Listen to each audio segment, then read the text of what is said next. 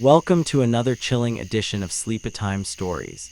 Tonight, prepare to be immersed in spine-tingling stories that will have you questioning what you thought was safe. Whether you're looking to settle into sleep or awaken a fear you can't shake, these dark sleep stories are for you.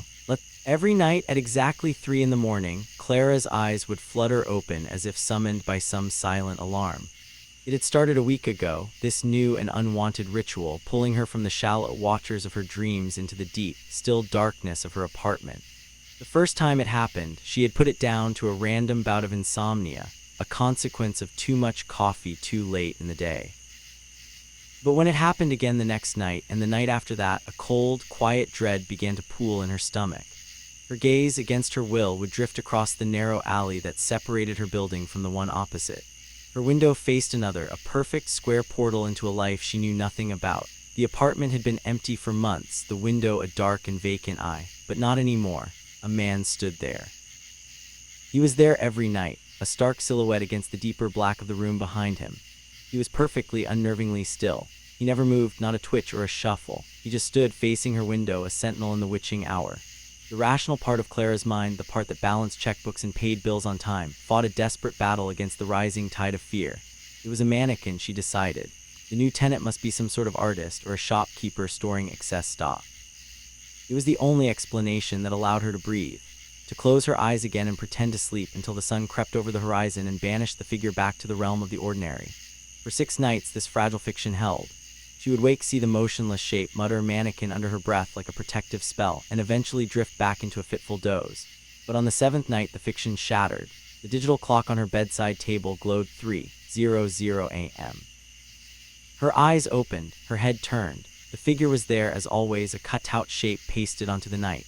Clara took her usual steadying breath, preparing to recite her mantra, and then it moved. The motion was slow, deliberate, utterly human. The figure's right arm lifted from its side, the movement smooth and silent across the distance. The hand, pale in the gloom, opened. The fingers curled inward, then extended outward again in a slow, deliberate arc.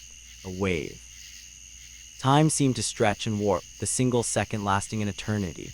Clara's blood turned to ice in her veins. Her heart hammered against her ribs, a frantic, trapped bird. Every hair on her arm stood on end. The air in her room felt thin, stolen. This was no mannequin. This was a person who had been watching her night after night and who now knew that she was watching him back. The figure lowered its arm and returned to its previous perfect stillness, but everything was different. The window was no longer just a window. It was a frame for a nightmare. The alley between the buildings was no longer just an alley. It was a chasm that had just been bridged by a single terrifying gesture. Clara remained frozen in her bed, unable to look away, unable to move, a prisoner in her own room, staring into the eyes of the watcher in the window. The chime of his phone was an intrusion in the quiet sanctuary of his living room. Mark lowered his book, the spine cracking softly in the stillness.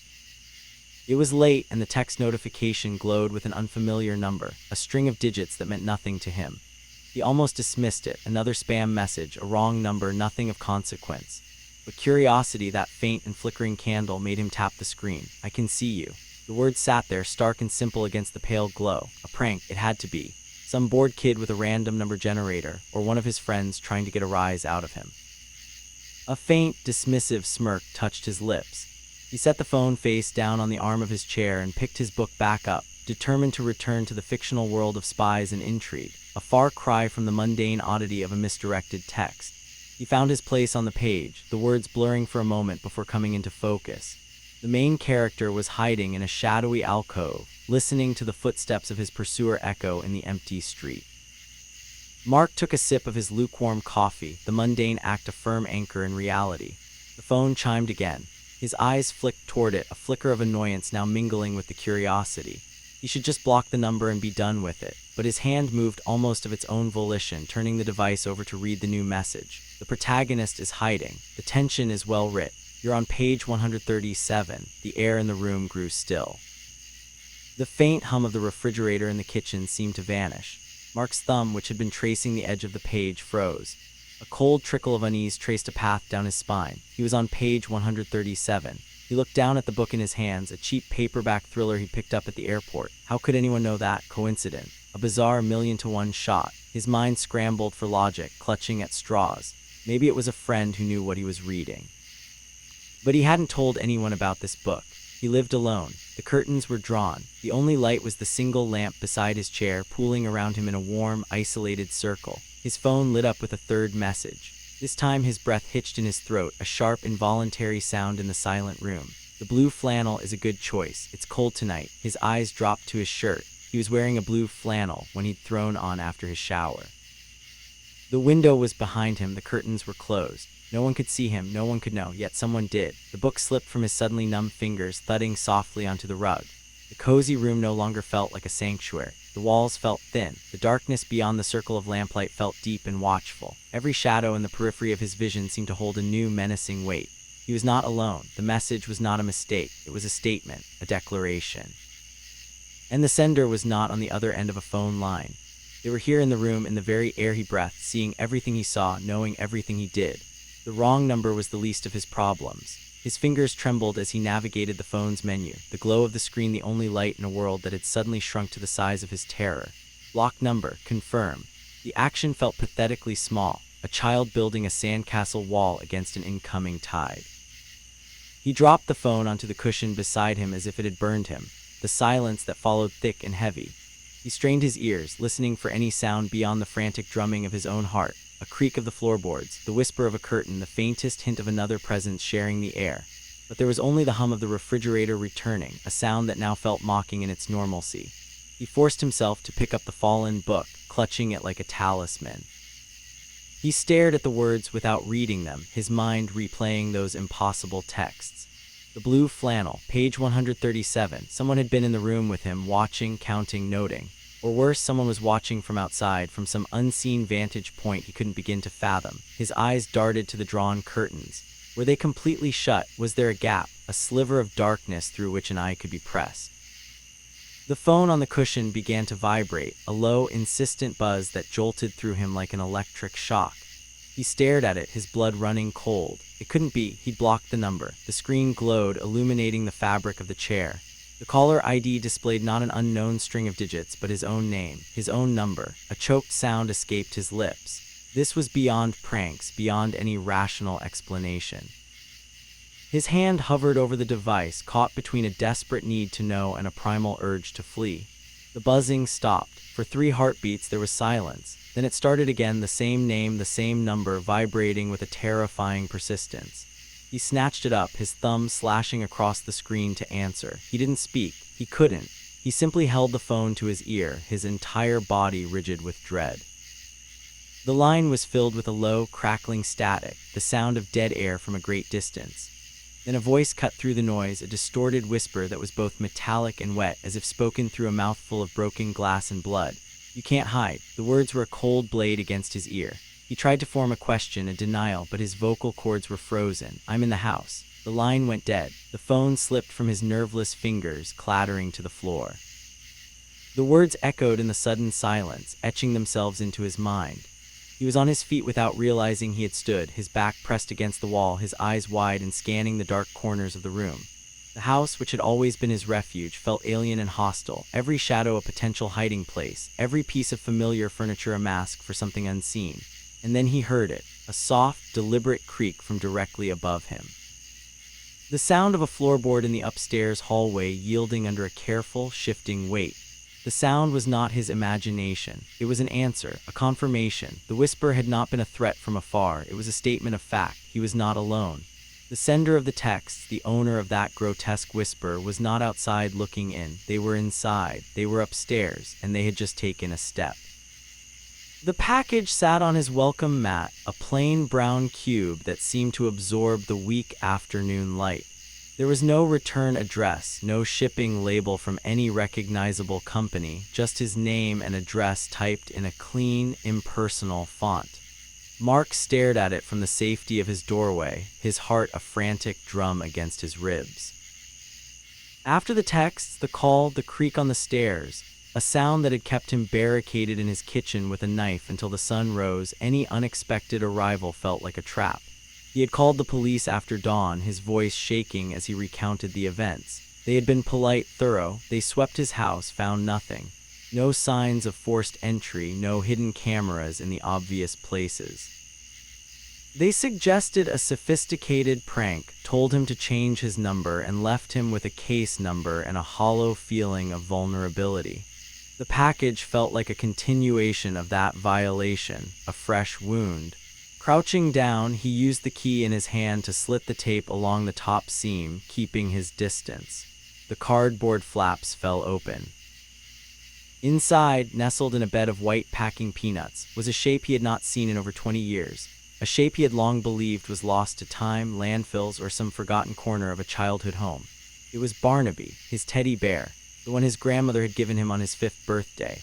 One eye was missing its black plastic gleam, replaced by a dull felt patch his mother had clumsily sewn on after a particularly vigorous adventure. The once plush brown fur was matted and worn thin in places, especially around the ears and paws, from years of being clutched through nightmares and fevers. The red ribbon around its neck was faded to pale pink, the ends frayed. He had cried for a week when he'd realized Barnaby was gone, lost during a family move. He'd never seen him again, until now. A cold, profound dread, deeper than any fear of a physical threat, seeped into his bones. This wasn't a random object. This was a piece of his soul, excavated from the past and laid bare on his doorstep. His fingers, trembling violently now, brushed against the worn fur. It felt exactly as he remembered. This was no replica. This was Barnaby. Beneath the bear, half buried in the peanuts, was a small, crisp square of white cardstock. He lifted it with 2 fingers as if it might bite. The message was typed in the same clean font as the address label. "I've kept him safe for you. Now it's your turn to keep me safe." The words did not compute. They swirled in his mind, a nonsensical, terrifying equation. Someone had possessed this intimate artifact of his life for decades. They had known its significance, its name, its history. They had preserved it, and now they were returning it not as a kindness, but as a transaction. A demand. The silence of his house was no longer just empty. It was expectant. He was not just being watched or threatened. He was being curated. His past was being used as a key to his present, and the person on the other end of that key was not asking for permission to enter. They were already inside, in ways the police could never hope to find. They were in the fabric of his memories, and they were handing him the one thing he had truly loved and lost, with a note that felt less like a request and more like a sentence. The exhaustion was a physical weight, a leaden blanket that settled over Lena the moment she opened her eyes each morning. It clung to her limbs, fogged her thoughts, and made the simple act of rising from bed feel like a Herculean effort. For weeks, she had blamed it on stress, on poor diet, on the unrelenting gray of the city winter. But as the fatigue deepened, carving hollows beneath her eyes and slowing her speech, a quieter, more persistent fear began to whisper in the back of her mind. This was not normal. This was not her. She lived alone in a small, 3rd-floor apartment, a space that had always felt like a sanctuary. Now it felt like the site of a slow, invisible draining. She would go to bed feeling reasonably alert and wake up as if she had run a marathon in her sleep, her body aching with a profound and unshakable weariness. The hours of the night were a black void, a complete blankness from which she emerged more depleted each dawn. Determined to find a rational explanation, she downloaded a sleep-tracking application. It promised insights into her sleep cycles, her restlessness, her breathing. That night she placed her phone on the nightstand, its microphone activated to monitor the sounds of the night. It felt like a scientific endeavor, a way to reclaim control over the mysterious theft of her energy. The next morning, the app's report showed a normal pattern of deep and light sleep, with no significant disturbances. The graph was a flat, reassuring line. But there was an audio file attached, a long, silent track with a single, flagged anomaly at 2:17 a.m. Her thumb hovered over the play button, a sudden, inexplicable chill raising goosebumps on her arms. She pressed play. For a long moment, there was only the soft, rhythmic sound of her own breathing, the rustle of her sheets as she turned in her sleep. Then a new sound emerged, so faint it was almost swallowed by the silence. It was a voice, a whisper so soft it seemed to be woven from the darkness itself. It was a man's voice, low and intimate, speaking a single word with a tenderness that was utterly horrifying. It was her name, Lena. The sound of it, spoken in that unfamiliar, hushed tone in the dead of night, sent a jolt of pure ice through her veins. Her own breathing on the recording hitched, a subconscious reaction to the intrusion.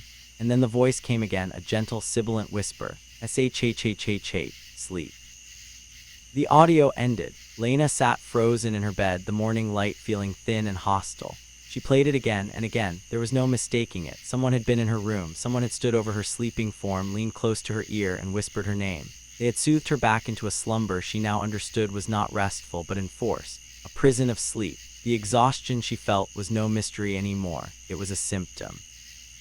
It was the price of being watched, of being lulled and shushed by a presence that moved through the shadows of her apartment as if it belonged there. The sanctuary of her home was a lie. Her sleep was not her own. It was a performance for an audience of one, a silent, whispering watcher who visited her every night and left her drained of everything but fear. The hiss of the espresso machine was a familiar white noise, a constant companion to Leo's mornings.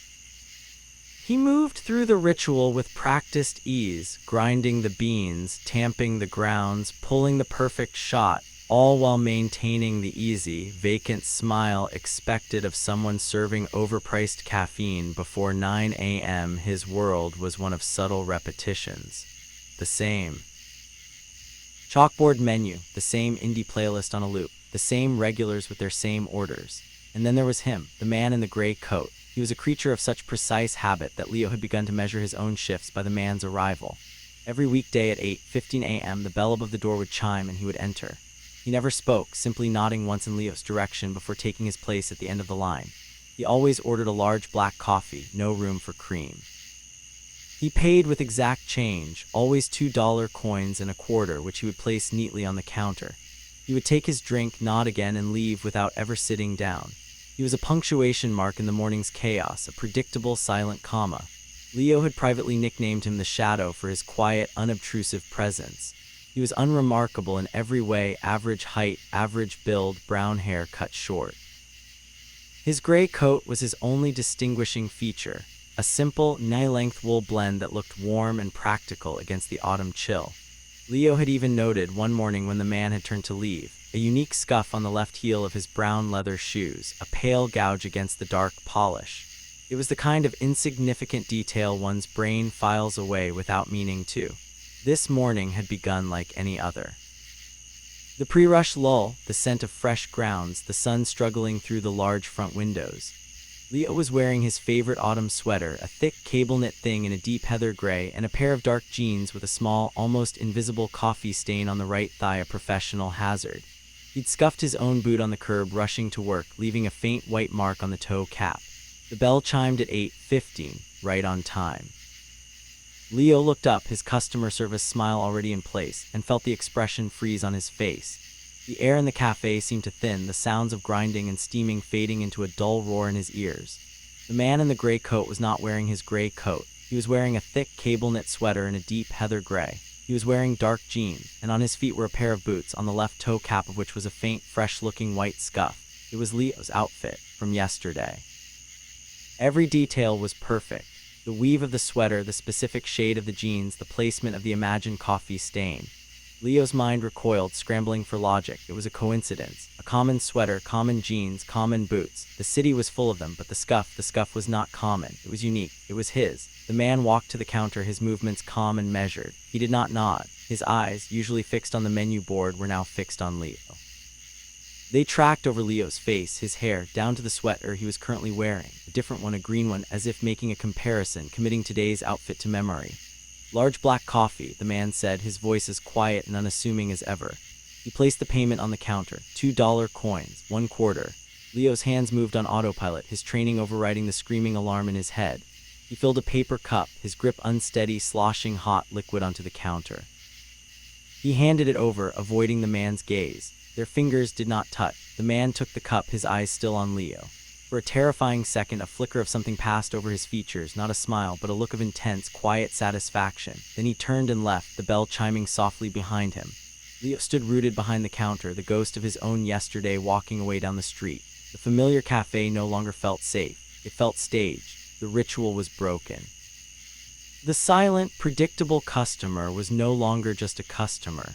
He was a mirror, a reflection that had stepped out of the glass and into the world wearing Leo's skin. The imitation did not stop with the clothes. It seeped into the very air around the man, a subtle poison that contaminated every interaction. The next time he entered the cafe, he did not simply order his coffee. He leaned against the counter with the same slight hunch of the shoulders that Leo used when tired, his fingers tapping the same absent rhythm on the laminate surface.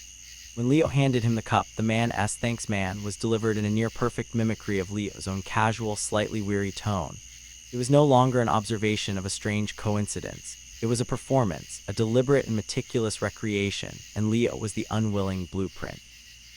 Each day brought a new layer of unsettling replication. Leo caught the man using his own habitual phrases, "No worries, take it easy," with the same inflection. He saw him run a hand through his hair in the same distracted way Leo did when focusing on the grind settings. The man's once silent presence was now a quiet, echoing chamber of Leo's own personality, reflecting back at him with a precision that was anything but flattering. It was a violation, a silent theft of self that left Leo feeling hollowed out and exposed in his own skin. The fear became a constant, low hum in the back of Leo's mind, a frequency that drowned out the cafe's cheerful music and the chatter of customers. He started taking different routes to work, varying his schedule by minutes, anything to break the predictable pattern he now knew was being studied and duplicated. He found himself avoiding mirrors, unnerved by his own reflection, half expecting to see not himself, but the man's placid, studying face staring back. The climax of the silent terror came at the end of a long, nerve-shredding shift. The autumn evening was cold, a sharp wind whipping discarded leaves across the nearly empty parking lot behind the cafe where the staff left their cars. Leo's beat-up sedan was a familiar sight, a beacon of normalcy. But as he approached, something white caught his eye, a stark contrast against the driver's side window. It was a single square of paper tucked neatly under the windshield wiper. His first thought was a parking ticket, a mundane annoyance. But as he drew closer, a cold dread began to coil in his stomach. The lot was private, for employees only. There were no meters, no regulations to violate. His steps slowed, his heart beginning a heavy, dull thud against his ribs. He stopped a foot from the car, his breath misting in the frigid air. The note was not official. It was a plain index card, and on it, typed in that same clean, impersonal font he had come to dread, was a message. The words were simple, but they struck him with the force of a physical blow. "I just want to be closer to you." The wind seemed to die, the world narrowing to the rectangle of cardstock, and the words burned onto it. His hand, trembling violently, reached out and pulled the note from beneath the wiper blade. He turned it over. The other side held a second line, a promise that turned the air in his lungs to ice. "Soon I will be you." The paper fluttered from his numb fingers, carried away by a sudden gust. Leo stood frozen in the darkening lot, the words echoing in the silent, screaming cavern of his mind. This was no longer just imitation. It was not about clothes or mannerisms. It was an announcement of intent. A declaration of erasure. The man didn't want to be like him. He wanted to be him, to replace him. The space Leo occupied in the world was being measured for a new tenant, and the current occupant was being served his eviction notice, one whispered phrase and one stolen outfit at a time. The city around him no longer felt like home. It felt like a stage, and he was an actor whose understudy was waiting in the wings, ready to step into the spotlight and wear his life. The dust motes danced in the slanted afternoon light, a swirling galaxy of neglect. Maya had finally decided to tackle the one chore she'd been putting off for months, a proper, deep clean of her rented studio apartment. The landlord, a quiet, balding man named Mr. Evans, was pleasant enough during their brief interactions, but he was notoriously slow to address maintenance issues. The smoke detector on the ceiling had been beeping its low battery chirp for over a week, a maddening, intermittent pulse that frayed her nerves. If he wouldn't fix it, she would. She dragged her rickety step stool to the center of the room, the wood groaning in protest under her weight. The white plastic casing of the detector was smudged with a fine layer of grime. She reached up, her fingers searching for the release latch, expecting resistance. Instead, the entire unit swung down with surprising ease, hanging by a pair of thin wires. It wasn't even properly screwed into the ceiling mount. A frown creased her brow. That was odd. As she lifted the unit fully free, something else came into view, something that was definitely not part of a standard smoke detector. Taped to the inside of the mounting plate, nestled within the nest of red and black wires, was a small, black plastic disc, no larger than a shirt butt. A tiny, perfectly clear lens stared back at her from its center. The world seemed to tilt on its axis. The hum of the refrigerator, the distant sound of traffic, everything faded into a dull, roaring silence. Her breath caught in her throat, a sharp, painful hitch. It was a camera, a tiny, hidden camera, positioned perfectly to look down on her bed, her couch, her entire life. Her hands began to shake so violently she almost dropped the detector. A cold, greasy nausea rose in her gut. How long had it been there? Weeks, months since she'd moved in. Her mind raced, flipping through a frantic montage of private moments, changing clothes, laughing on the phone, crying over a bad day, sleeping, always sleeping. With trembling, furious fingers, she carefully disconnected the wires and carried the entire assembly to her small kitchen table. The camera was connected to a separate, slim battery pack, and there, nestled beside it, was a microSD card. Her heart hammered against her ribs. Evidence. This was evidence. She retrieved her laptop, her movements jerky and automatic. She slotted the tiny card into an adapter, her stomach churning with a sickening cocktail of fear and revulsion. The computer recognized the drive instantly. A single folder filled with video files, each meticulously labeled with dates. They went back months. Her cursor hovered over the most recent file from the night before. A part of her screamed to stop, to call the police, to not look. But a darker, more compelling need, the need to know the depth of the violation, drove her forward. She double-clicked. The video opened, showing a high-angle view of her studio bathed in the faint blue light of her digital clock. There she was, a small figure under her duvet, asleep. The footage was silent, crystal clear. She watched her own sleeping form for a long minute, the surreal horror of it making her lightheaded. Then the camera's perspective shifted. It wasn't a recording from a static angle. It was a live feed someone had been controlling. The lens panned slowly, deliberately away from her sleeping body and zoomed in on the far corner of the room near the door. The image pixelated slightly with the digital zoom, then refocused. Leaning against the wall, half hidden in shadow, was Mr. Evans. He was holding a small tablet, its screen glowing softly, illuminating his placid, engrossed face. On the tablet screen was the very feed Maya was now watching, a live view of her own apartment, of her asleep in her bed. He wasn't moving, he was just watching. His expression was one of serene, absolute absorption. The timestamp in the corner of the video ticked onward minute after minute, and he remained there, a silent sentinel in the corner of her room, his eyes glued to the screen that showed her most vulnerable, private self. Maya's hand flew to her mouth, stifling a dry heave. She scrambled through other files, her vision blurring with tears of rage and terror. Night after night, the same scene. Her sleeping, him standing in the dark, watching. A nightly vigil she had never invited, never known about. Her home, her sanctuary, had been nothing more than a dollhouse, and she the unwitting performer for an audience of one. The walls of her apartment, which had always felt like a protective shell, now felt like a glass box, and she was finally seeing the face of the person who had been standing outside, watching all along. The city at night was a different creature, one that breathed in shadows and exhaled unease. Ilara's footsteps echoed too loudly in the cavernous silence of the financial district, her breath pluming in the frigid air. The late shift at the office had stretched longer than expected, and the usual bustle of evening commuters had long since dissipated, leaving the streets empty and strangely menacing. She pulled her coat tighter, the wool scratchy against her neck, and quickened her pace. Home was only 6 blocks away, 6 blocks of well-lit sidewalks she had walked 100 times before. But tonight the familiarity felt thin, a fragile veneer over something watchful and cold. It was the sound of the engine that first snagged her attention, a low, smooth purr that seemed to sync with the rhythm of her own hurried steps. A sleek, dark sedan, its color indistinguishable in the sodium vapor gloom, turned onto the street behind her. Its headlights cut twin beams through the darkness, illuminating the damp pavement 1 block back. She didn't think much of it, a late-night driver, someone else working too hard for too long. She took her first right turn onto Maple Avenue, a shortcut she often used. The purr of the engine followed. The car turned right behind her, a coincidence. It was heading the same way. She pushed the thought aside, focusing on the glow of her apartment building at the end of the next block.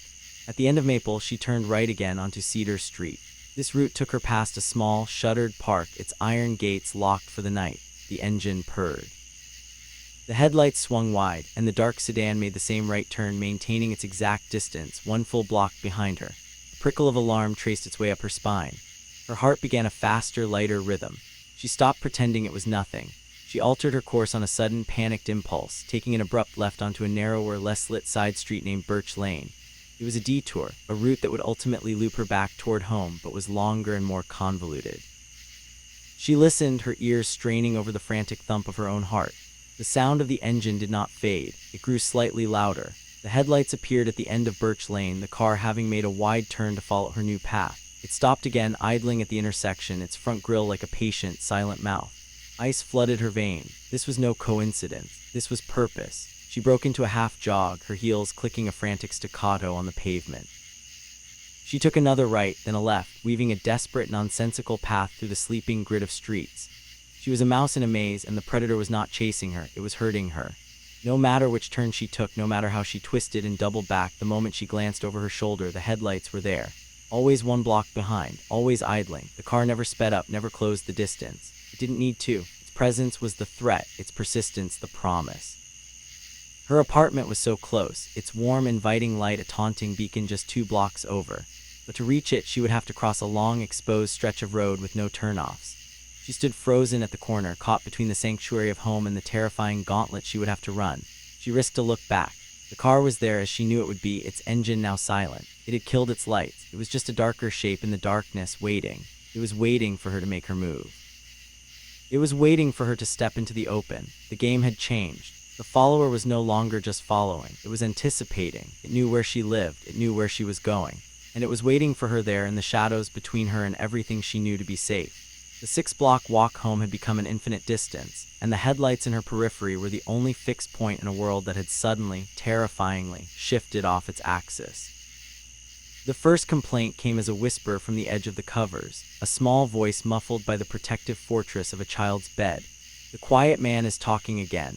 Sarah and David Miller had exchanged a tired, knowing smile over their daughter's head. Imagination, they assured each other. The vibrant, sometimes frightening landscape of a 5-year-old's mind. They soothed Lily with promises of monster spray and nightlights, and the matter was closed. But the complaints did not stop. They became a nightly ritual, a fragile thread of fear woven into the fabric of their bedtime routine. Lily's descriptions were always the same, delivered with a solemn certainty that began to erode their parental certainty. The quiet man didn't shout, she said. He whispered. He lived in the wall, in the silver mouth by the floor that blew warm air. He talked to her after the lights went out. He asked about her day, about her toys, about the songs she learned at preschool. He had a voice like crunchy leaves and far away. David, a practical man who built his life on blueprints and sure foundations, checked the vent himself. He unscrewed the cover, shone a flashlight into the dusty, dark metal throat of the building's heating system. He saw nothing but darkness and a few forgotten Lego pieces. He assured Lily it was just the house settling, the wind, the pipes talking their strange metallic language. He tightened the screws himself, a symbolic act of closing the door on the nonsense. Sarah, though more inclined to believe in the things that lurked in the corners of a child's perception, ultimately sided with reason. They were on the 2nd floor.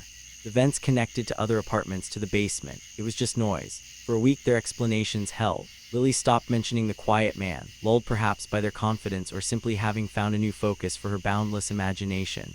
The incident faded into the background of their lives, another odd childhood phase to be forgot. Then came the night Sarah was away, visiting her sister in another city. The apartment felt too large, too quiet without her laughter filling the spaces. David put Lily to bed, reading an extra story, double-checking the nightlight. The silence after her breathing evened out into sleep was profound. He settled on the couch with a book, the single lamp casting a small island of light in the living room's sea of shadows. The only sound was the gentle hum of the refrigerator and the occasional sigh of the heating system kicking on. It was during one of those sighs that he heard it, a sound that was not a sigh, a sound that was not the house. It was faint, a dry rustle that seemed to emanate from the air itself. It came from the vent near the floorboards, the one that fed warm air into Lily's room. He held his breath, his book forgotten in his lap. The rustle resolved itself into a pattern, into syllables. It was a voice, impossibly thin and raspy, as if forced through a throat full of dust and rust. The words were clear, and they froze the blood in David's veins. "Is the child asleep?" The voice was devoid of warmth, a cold, curious scrape against the silence. It was not a question asked out of concern. It was a query, a check of conditions. David sat paralyzed, his mind screaming that it was a trick of the wind, a neighbor's TV, anything but what his primal instincts knew it to be. The voice came again, a whisper that seemed to slither out of the metal grill and across the floor toward him. "I'd like to play." The words hung in the air, a grotesque perversion of an innocent phrase. This was not a game of tag or pretend. This was a different kind of play with different horrifying rules. All of Lily's fearful whispers, all of her solemn descriptions, came crashing back into David's mind with the force of a physical blow. It had never been her imagination. It had been a report. A nightly briefing from the front lines of a terror he had been too rational to see. The practical man who believed in blueprints and sure foundations was gone. In his place was a father, alone in the silent, watchful dark, listening to a whisper from a hole in the wall that asked for his daughter. The hum of the refrigerator was no longer comforting. It was the sound of a world that had just become infinitely larger and more terrifying. A world where monsters didn't live under the bed, but in the very walls, and they whispered their terrible intentions through the vents. The scent of fresh paint and sawdust still hung in the air, a promise of new beginnings that clung to every room of the old Victorian. For Eli, each creak of the floorboards was a note in a symphony of ownership, each dust-covered window a canvas for the life he was about to paint here. The move had been chaos, the mortgage a terrifying leap of faith, but standing in the quiet hollow of the basement, he felt a profound sense of rightness. This was his, all of it. The basement was the final frontier, a sprawling, low-ceilinged space of stone foundations and cobwebbed shadows he'd been saving for last. He'd already mapped it out in his mind. A workshop here, a wine rack there, maybe a home theater in the far corner. He swung the beam of his flashlight across the stone walls, mentally measuring, planning. The beam caught on something that shouldn't be there, a shape that defied the clean lines of the original blueprints he'd memorized. In the deepest, most shadow-cloaked corner where the foundation met the earth in a damp embrace was a door. It was utterly alien to the rest of the house. The basement's main entrance was a simple, painted wooden thing at the top of the stairs. This was something else entirely. It was set flush into the stonework, as if the wall had been built around it. It was made of a heavy, dull metal, pitted with age and cold to the touch even from a few feet away. It had no handle, no knob, no keyhole that he could see, just a seamless, imposing slab of iron standing silent sentinel in the gloom. A frown creased Eli's brow. He pulled out his phone, pulling up the digital copies of the architectural plans. He zoomed in on the basement layout, tracing the lines with his finger. The corner where he stood was blank. According to every official document, this wall was solid, uninterrupted stone. A chill that had nothing to do with the basement's temperature traced a path down his spine. Why would a door not be on the plans? What was it hiding? A root cellar, an old coal chute. He took a step closer, the beam of his flashlight dancing over the metal's scarred surface. He placed his palm flat against it. The cold was shocking, a deep subterranean chill that seemed to leach the warmth directly from his skin. He leaned in, pressing his ear to the frigid metal, half expecting to hear the drip of water or the scuttle of some long-trapped creature. For a moment there was only the thick, absolute silence of buried things. Then he heard it, a soft, rhythmic scratching. It was faint, almost subliminal, like the sound of a moth beating its wings against a glass pane, but it was unmistakable. Something was on the other side. His breath hitched, his body going rigid. He held perfectly still, listening, trying to decipher the pattern. It wasn't random. It was a slow, deliberate scrapey pause, scrape, pause. The rhythm was eerily familiar, a cadence he knew in his very bones. It was in time with the frantic hammering of his own heart. Scratch thump, scratch thump, scratch thump. The synchronization was perfect, a monstrous duet between the thing behind the door and the organ pounding in his chest. A cold sweat broke out on his forehead. He stumbled back from the door, his flashlight beam wavering wildly across the stone floor. The scratching continued, a soft, insistent counterpoint to his panic, a sound that seemed to come not from the other side of the metal, but from inside his own head. The new beginning he had celebrated moments before curdled into something ancient and hidden. The house was not just his. It had a secret, a cold, metallic heart buried in its foundations, and something was in there, scratching to get out, keeping perfect time with the terrified rhythm of its new owner. The frantic rhythm of the scratching did not fade. It seemed to grow louder, more insistent, as if feeding on the terror that radiated from Eli in waves. He stood frozen, a statue of dread in the beam of his own trembling flashlight, the sound echoing in the cold, still air of the basement. It was a metronome of madness, each scrape a needle digging into his sanity, perfectly synced to the wild drumming in his chest. He wanted to clap his hands over his ears to block it out, but his limbs were leaden, refusing to obey. Then the sound changed. The soft, persistent scratching ceased abruptly, leaving a silence that was somehow more deafening, more charged with menace. For 3 agonizing heartbeats there was nothing. Then a new sound took its place, a faint, muffled thud, then another. A slow, deliberate knocking. It was not the random rapping of a loose pipe or a settling house. It was a pattern, 1, 2, 3, a pause, then again, 1, 2, 3. It was the knock of someone who wanted to be heard, who demanded a response. The metallic door seemed to absorb the sound, giving it a dull, deadened quality that made it seem all the more unnatural, all the more wrong. Eli's breath caught in his throat, a strangled gasp that seemed obscenely loud in the tense quiet. He took another stumbling step backward, his shoulder hitting a cold stone wall. There was nowhere to run. The knocking continued, a patient, relentless percussion against the iron, and then the voice came. It was faint at first, filtered and distorted by the heavy metal, but unmistakably human.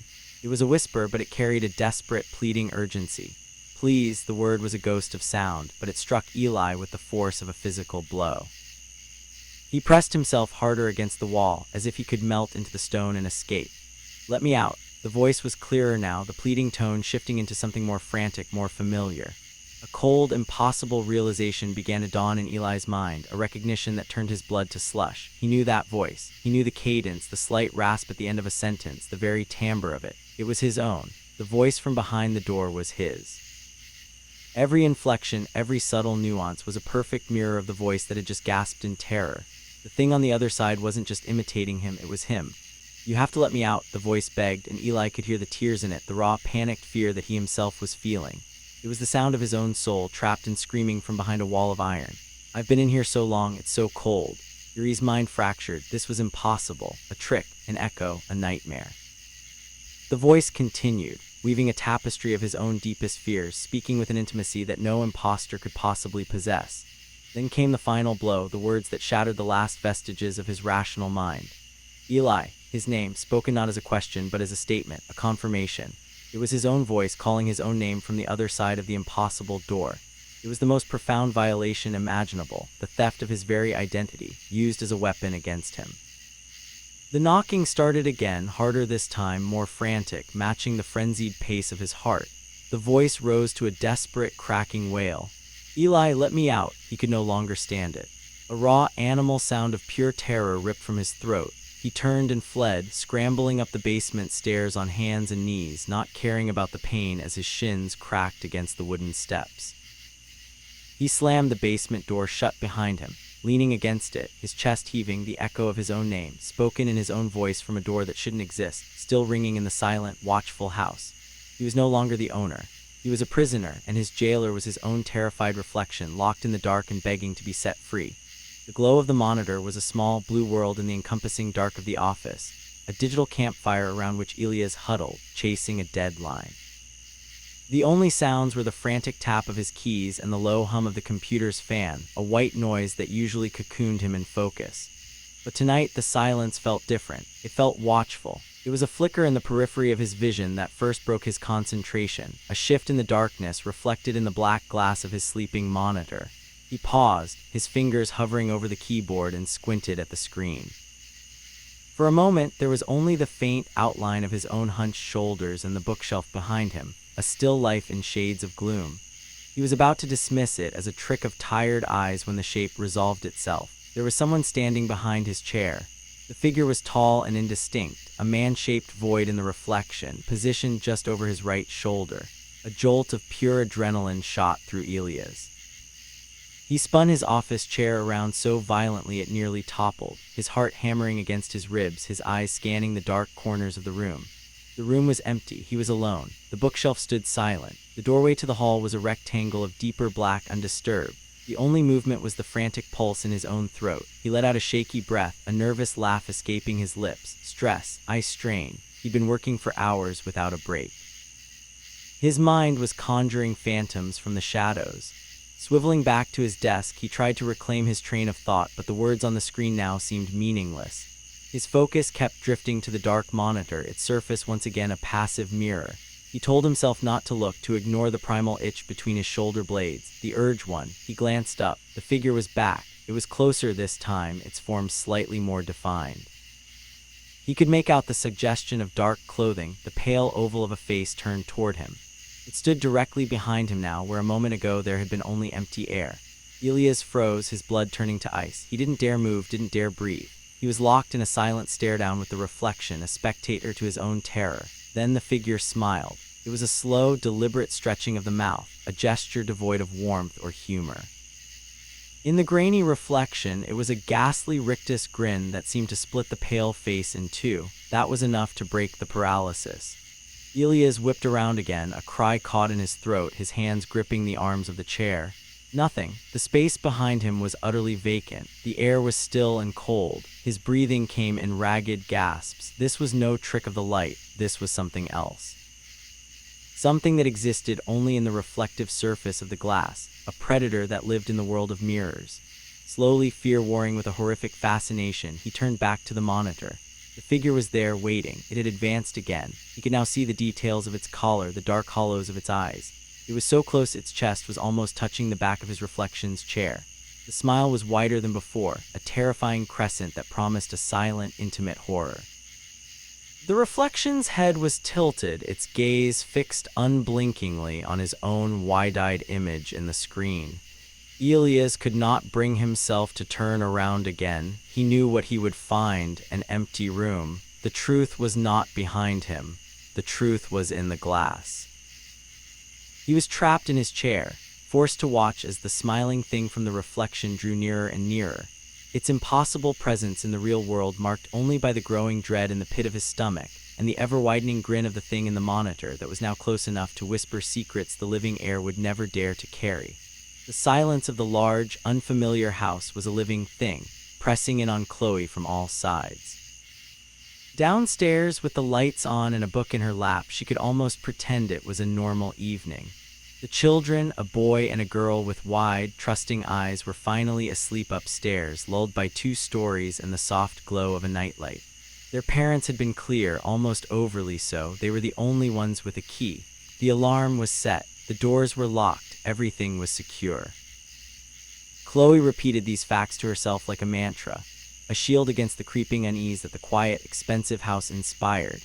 She tried to lose herself in the novel, but the words blurred on the page. Every creak of the old settling timber, every sigh of the central heating made her jump. The grandfather clock in the hall ticked away the seconds with a ponderous, judgmental rhythm. She checked her phone for the 10th time, the blue light a poor comfort in the vast, tastefully decorated living room. Only 2 hours until the Millers returned. She could make it. Then the sound came. It was not the house settling. It was not the heating system. It was distinct, deliberate, and utterly chilling. The heavy, unmistakable tread of a man's boot on the hardwood floor directly above her head. The sound froze the blood in her veins. Her book slid from her nerveless fingers, thumping softly onto the Persian rug. She sat perfectly still, her ears straining, her heart a frantic drum against her ribs. She had tucked the children in herself. They were light sleepers, their breathing soft and even. They did not wear boots to bed. The sound came again, a slow, measured step, then another. Someone was walking across the master bedroom. The weight of the steps was all wrong, too heavy, too solid, too purposeful for a child's midnight wanderings. It was the gait of a man, confident and unhurried, pacing a room that was supposed to be empty. A cold sweat broke out on her forehead. The parents' words echoed in her mind, now sounding like a cruel joke. We're the only ones with a key. The alarm panel by the front door still glowed a steady green. No doors had been opened, no windows breached. Another step, this one closer to the top of the stairs. Her eyes were glued to the ceiling, as if she could see through the plaster and ornate molding to the presence moving so calmly up there. Her breath hitched in her throat, a tiny, terrified sound. Every instinct screamed at her to run, to flee the house and its impossible intruder. But the children were upstairs, asleep, directly in the path of those heavy, booted footsteps. The walking stopped. The silence that followed was somehow worse, a held breath that stretched into an eternity. He was listening, or he was standing at the top of the stairs, looking down into the dark well of the hallway, knowing she was there. Chloe slowly, silently slid off the couch and onto the floor, pressing herself into the shadows behind the large sofa. Her phone was still on the cushion. She didn't dare reach for it. She didn't dare make a sound. She curled into a ball, making herself small, her eyes fixed on the empty space at the top of the stairs visible from her hiding spot. The house was once again silent, but the quality of the silence had changed. It was no longer empty. It was occupied. It was shared with something that walked where it shouldn't, that defied locks and alarms and parental promises. The safe, predictable world of babysitting had vanished, replaced by a cold, stark terror.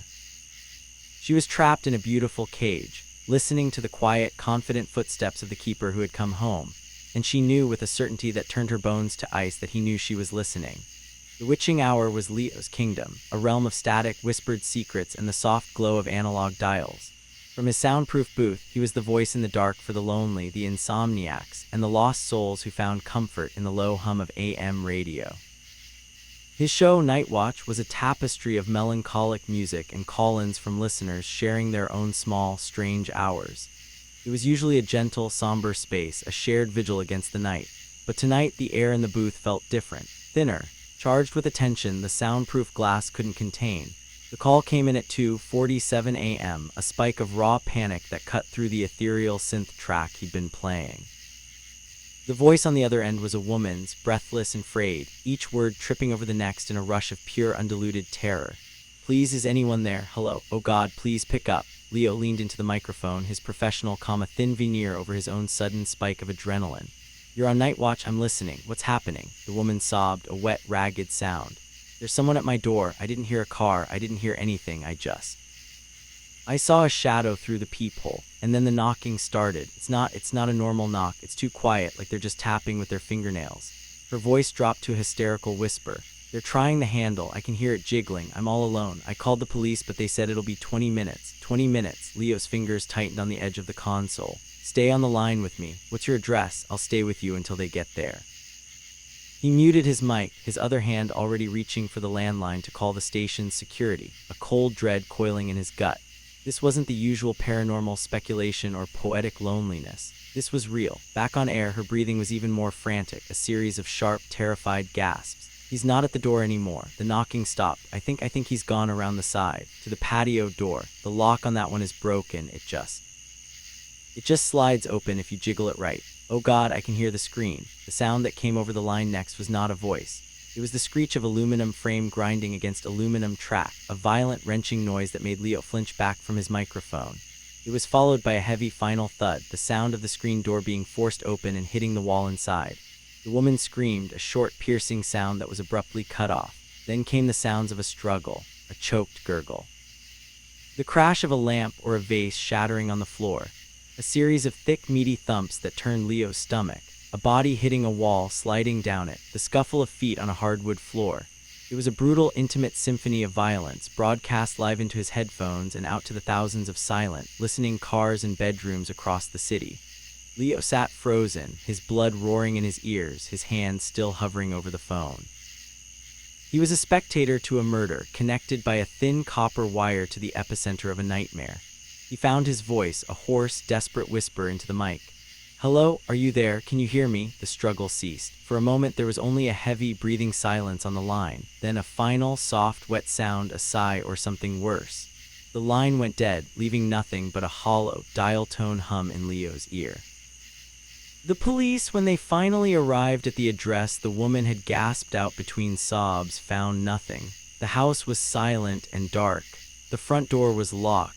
The patio door was secure, its screen door undamaged and latched. Inside, everything was in its place. No shattered lamp, no signs of a struggle, no woman.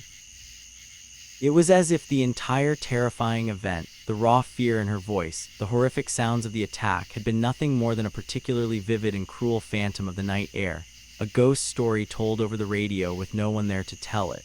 The silence in the studio was a physical presence, thick and suffocating. Leo sat motionless in his chair, the hollow dial tone still buzzing in his headphones like a trapped insect. He had ripped them off, but the sound seemed to have imprinted itself on his eardrums, a ghost of the horror that had just unfolded. The police had been polite, professional, and utterly baffled. Their confirmation that the house was empty, undisturbed, had not been reassuring. It had been the most terrifying thing of all. The woman's fear had been so real, so visceral. The sounds of the intrusion, the struggle, they had been undeniable, and yet they had left no mark on the world. The rest of his shift passed in a blur of autopilot. He played songs without hearing them, his hands moving over the console by rote, his mind trapped in that frantic, breathless voice and the awful silence that followed.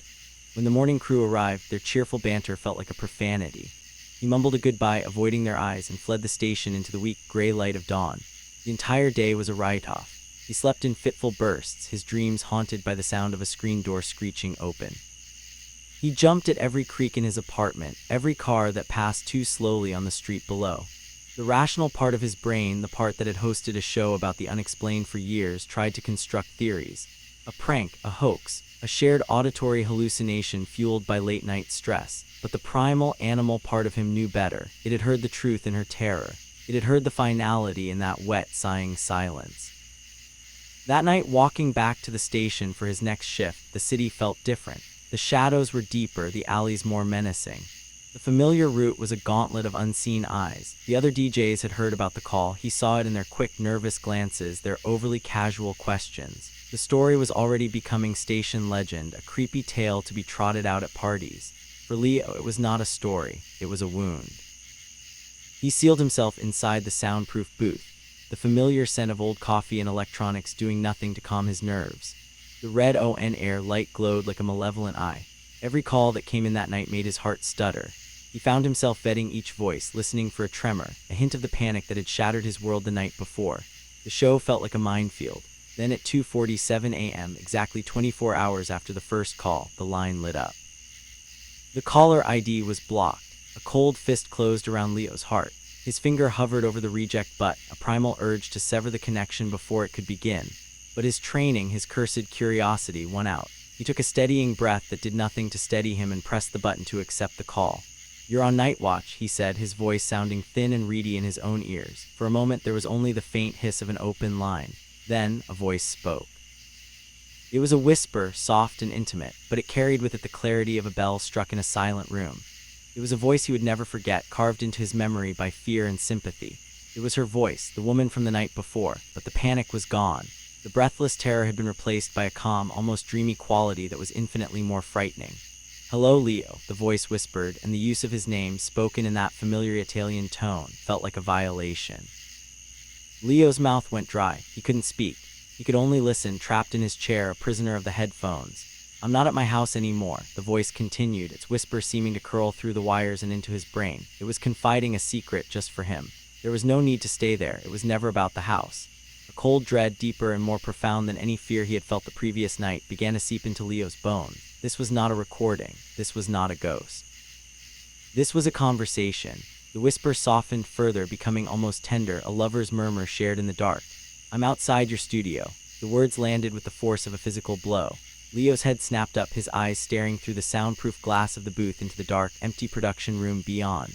The blinds were drawn on the exterior windows, showing nothing but blackness. "I liked your voice so much," the whisper purred, a sound of genuine, horrifying admiration. It was so comforting, I wanted to be closer to it. Outside, the word echoed in the terrible silence of the booth. She wasn't a distant voice on a phone line anymore.